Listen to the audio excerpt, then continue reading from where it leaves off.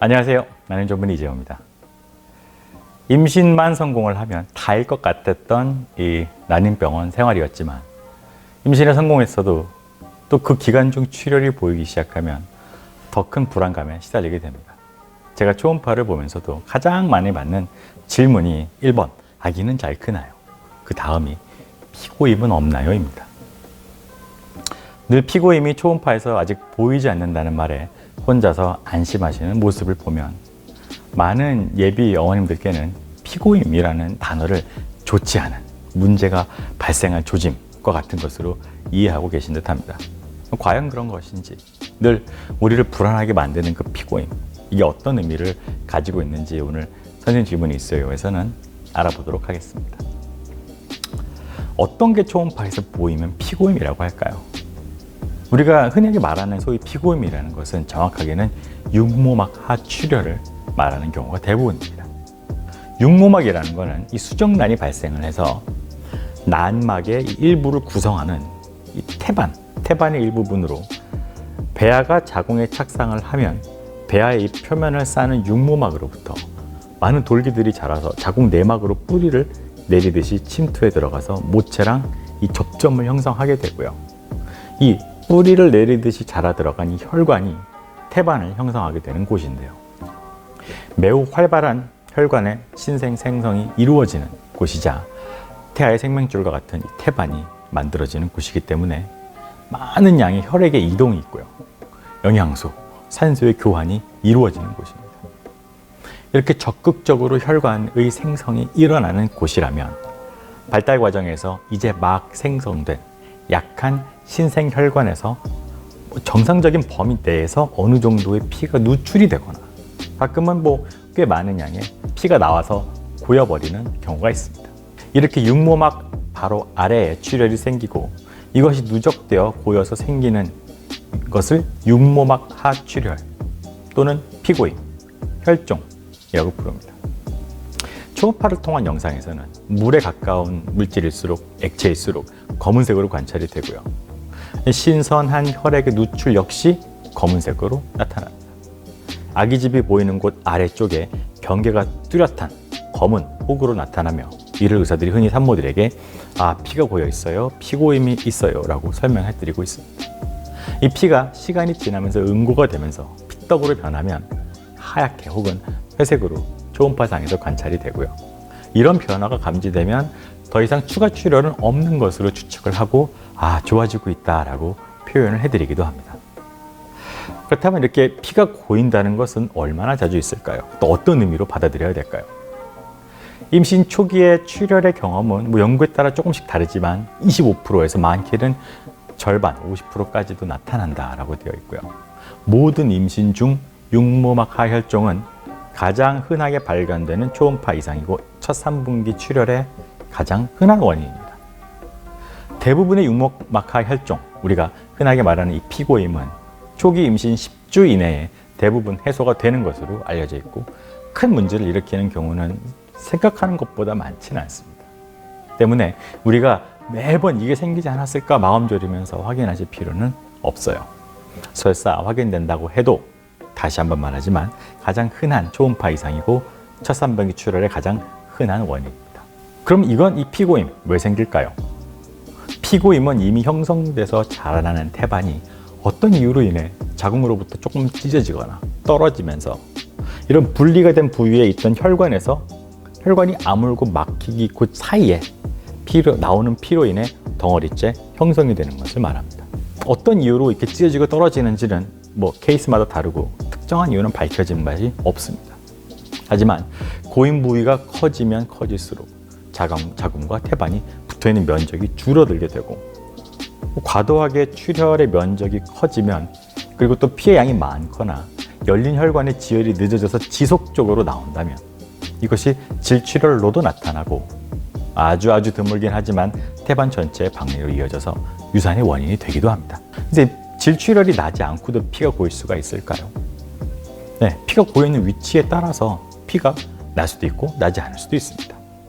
피고임의 크기와 출혈의 유무는 크게 연관이 있지는 않습니다. 자궁 입구 쪽에서 먼 쪽에 발생한다면 꽤 큰 피고임이 생긴다고 해도 바로 출혈의 증상을 보이지 않는 경우가 가능합니다. 물론 시간이 지나고 피가 더 커져서 자궁 입구 쪽으로 번져간다면 뒤늦게 출혈이 발현되기도 하죠. 선생님, 그럼 피가 나면서 피고임이 크면 이게 아기한테 문제가 생길 가능성이 커지는 걸까요? 연구에 따라서는 피고임과 출혈이 동반된다면 출혈이 없는 아가보다는 더 좋지 않은 산과적 문제가 발생할 수 있다고 설명하기도 합니다. 물론 또 다른 연구에서는 그와는 반대로 출혈이 있고 피고임이 있어도 결국 아기의 출생률에는 크게 영향을 미치지 않았거나 이러한 현상이 유산 및 조산과 같은 일에 강한 연관성은 또 찾기 어려웠다라고 결론을 내는 연구들도 있습니다. 일반적으로 피고임의 절대적인 크기를 재는 것보다는 아기집과 크기를 비교해서 비율을 보는 경우가 많아요. 아기집이 크기에 비해서 30%, 50%이 정도 크기의 이상이 관찰이 되면 유산이 될 가능성이 증가하기 시작하는 것으로 보기도 하고요. 연구자마다 크기를 정하는 기준이 다 달라서 정확히 어떤 크기부터 유산의 위험이 딱 증가한다라고 규정하기가 상당히 어렵습니다. 더군다나 아기 집과 피고임이라는 이 구조물 자체가 온전한 동그란 구의 형태가 아니기 때문에 이 크기를 3차원적으로 정확하게 초음파에서 측정하기가 매우 까다롭습니다. 이러한 현상이 초음파에서 관찰된다고 해도 무조건 유산이 발생할 것이다 라고 걱정부터 하는 것보다는 편안한 마음으로 담당 의사 선생님의 권유에 따라서 휴식 및 추가적인 호르몬의 보충 등을 진행할 것을 권해드립니다. 우리가 적극적으로 이 현상을 예방하거나 줄여볼 수 있는 여지가 크지는 않습니다. 근데 그렇다면 치료법이 없는 건가요? 피고임이 관찰되는 이 산모들은 도대체 어떻게 지내야 되나요? 먼저 대부분의 피고임은 별다른 치료를 하지 않아도 저절로 줄어들고 흡수가 돼버립니다. 그리고 온전하게 건강한 아기를 분만하게 돼요. 하지만 치료로는 먼저 초기 임신일 때에는 유산을 방지하기 위해서 프로게스테론의 투여를 고려하기도 합니다. 꼭 반드시 질정이나 유산 방지 주사로 알려진 이 프로게스테론을 투여해야만 이 피고임이 치료된다라고 이해하시는 것은 곤란합니다. 확인할 방법은 없지만 혹시라도 피고임 현상이 프로게스테론의 부족으로 인해서 발생한 것이라면 이것으로 인해 도움을 받을 수 있기 때문에 투약을 고려하는 것이고요. 피고임 관찰 시에 이 약이 투약되지 않았다고 해서 자동적으로 제대로 된 치료를 못 받으신 것은 아닙니다. 두 번째 해볼 수 있는 치료는 바로 휴식입니다. 제가 배아 이식 후에 제발 누워 계시지 말라고 많은 부탁을 드렸었는데요. 실제로 침상 안정을 취했던 그룹이 유산의 발생이 더 적었다는 연구도 존재하기 때문에 이렇게 피가 나고 고여있는 상황이다 라고 하면 이제는 누워 계셔도 좋겠습니다. 선생님, 피고임은 얼마가 지나면 없어질까요? 물론 처음 발생한 크기에 따라서 사람마다 다르기는 합니다만 한 50% 이상이 발견된 시점으로부터 약 1주 혹은 2주 정도 후에 사라지는 것으로 알려져 있습니다. 선생님, 피고임이 있었던 아가들은 그럼 향후 태어나서 건강에 문제가 없을까요? 임신 한 2, 3분기, 14주, 36주까지도 혈종이 정말 크게 아기집에만 한 50% 이상으로 유지가 되고 출혈도 계속 난다면 조산이나 전치 태반 박리 등의 위험한 심각한 문제를 겪을 수 있습니다만 이와 같은 상황까지 가게 되는 경우는 전체에서 매우 소수에 불과합니다. 그렇다면 시험관 시술, 인공수정 이런 걸 해서 이렇게 피고임이 생기는 걸까요? 그렇다고 결론을 낸 연구도 있습니다. 2009년도에 드레이크 등은 이러한 현상이 존재하지만 이렇게 더 많은 피고임이 있다고 해서 이 조건만으로 유산의 확률이 증가하지는 않는다라는 것을 결론을 내고 있습니다. 물론 이 연구와 상충되는 데이터들도 정말 많이 존재합니다만 과연 시험관 시술의 행위 이 자체만으로 이렇게 출혈이 발생할 수 있는지를 확인하기 위해서는 정말 많은 종류의 변수를 고려해야 되는데 이를 완벽하게 제어하고 확인할 수 있게 디자인이 된 연구는 전무하기 때문에 여전히 논란은 지속될 것 같습니다. 임신기간 중에 출혈, 이것은 산모에게 정신적으로 많은 스트레스와 불안과 충격을 안기는 경우가 많습니다. 피고임과 출혈은 여러 가지 이유로 인해 나타나게 되고요.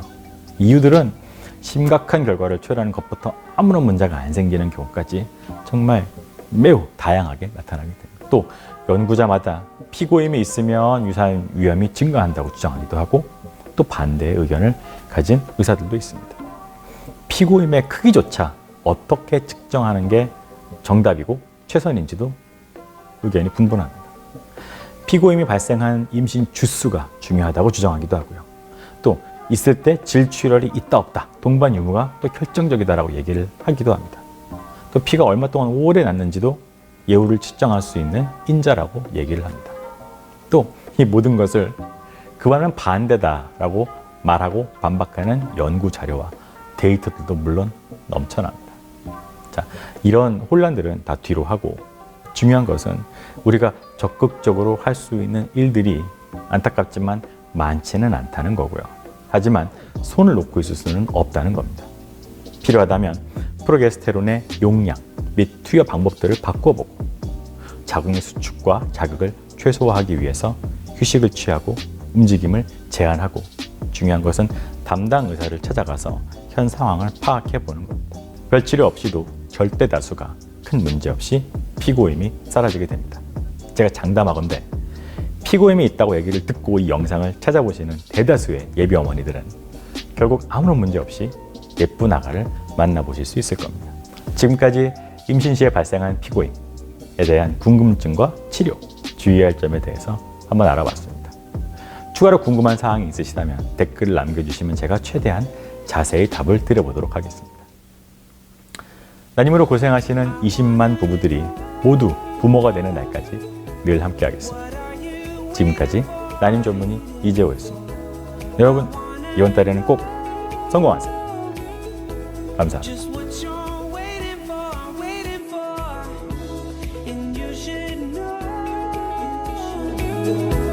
You're